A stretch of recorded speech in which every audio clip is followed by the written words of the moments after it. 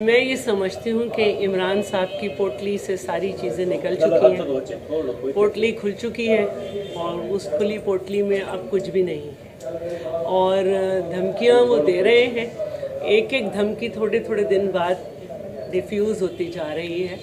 अब उस हुकूमत से जिसको वो कहते थे मैं मुंह भी लगाना पसंद नहीं करता, मैं मर जाऊंगा, इनसे बात नहीं करूंगा, ये चोर हैं, ये डाकू हैं, इनसे कह रहे हैं मुज़ाकरात कर लें। मुज़ाकरात तो वो हमेशा दूसरों से करना चाह रहे थे ना।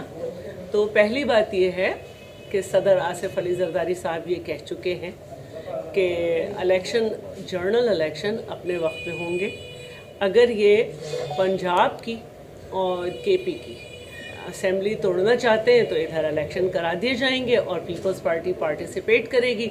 और जब पीपल्स पार्टी पार्टिसिपेट करेगी तो मुल्तान में क्या हुआ, फैसल वाउडा की सीट पे, मलीर में और हालिया कश्मीर में जो अभी इलेक्शन हुए हैं, तो पीटीआई अपना हशर देख ले।